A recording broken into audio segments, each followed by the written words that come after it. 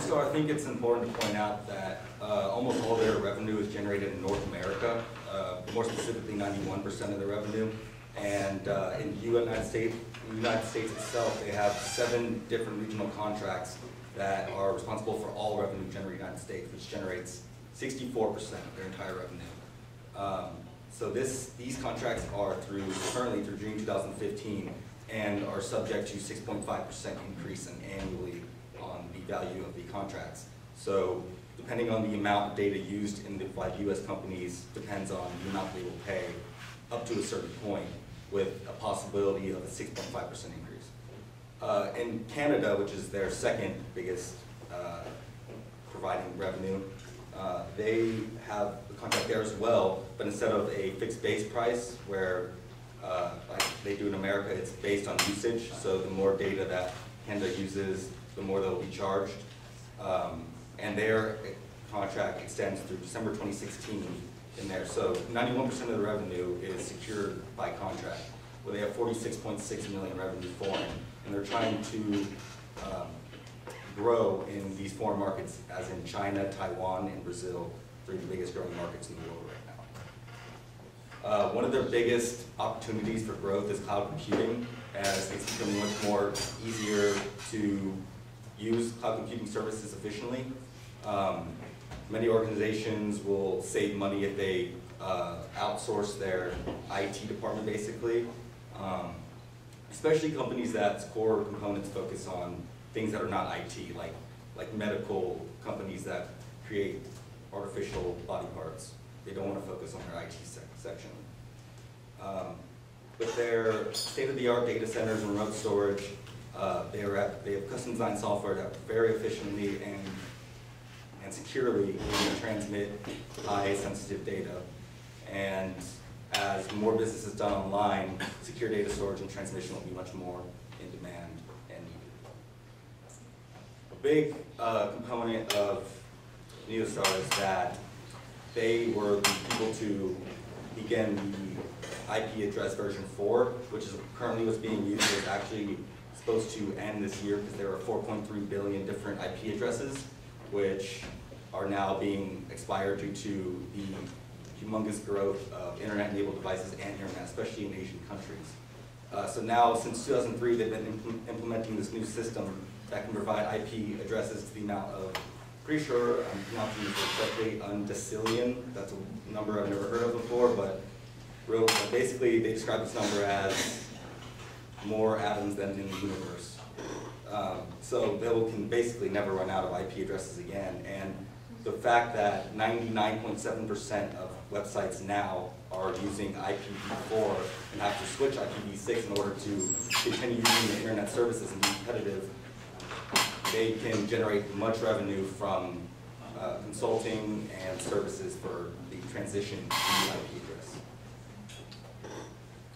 Another NSR or Neostar advantage is their shortcodes and SMS, or also text messaging. When you send a text or receive a text to a short code, which is like 4 or 5 digits, Neostar has an exclusive contract on those numbers. So if you wanted to become a business and send messages to your customers, you'd have to register that through Neostar. And they have this right now through December 2015. And as SMS is seen as a very efficient and effective way to communicate with customers, it's a possibility of growth for Neostar as well. Okay, so I think I said earlier that that Neostar does something that's really unique, and it might be kind of unfair to compare it with like something like VeriSign. But just for your benefit, we compare them, and as you can see, that despite that VeriSign is like twice as large as Neostar, their return on equity is lower. EPS is lower, everything is getting smoked by Neostar. And the reason why, because Neostar does something that's, once again, unique.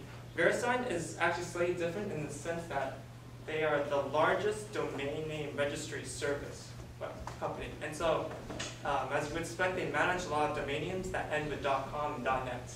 Okay, about 80% of the domain names. Now, Neostar does something actually rather different. And so it's really hard to compare them, and we couldn't find a competitor, but for your benefit, as you can see, relative to the entire industry, they have great margins, like gross profit margins of about 70%, and it's very steady throughout the past, like, I would say 10 years or so. They have net profit margins holding at 20%, and so this really just is outstanding. Okay, they really do something that's unique, and they're the big dog in what they do. So they found a really particular niche in the telecommunications market, or more specifically the communications services market industry, and so it's really hard to upseat them. And so in essence, what they do is they've locked in all these contracts, as we said earlier, 2015, 2016, and so we see revenues coming in at a constant rate, constant but increasing rate, and of course for future growth. Okay, and so this is the DCF with a weighted average cost of capital of 9%, tax rate of 88%, exit multiple of 5, and we have a 9% implied discount. And I use pretty conservative growth rates, especially since analyst estimates are around 20% per annum. So they're assuming that revenue is increasing on a 5-year scale by 20% here, but I kind of play that down. Okay, and as you see here, just once again, revenue has been increasing steadily, and later on I'll show you the net profit graph, and you'll see a huge spike. This is potential growth we see. And so net income right here, 2008, they had a huge goodwill impairment loss, and so that was like a one-time occurrence. We don't expect that to happen again.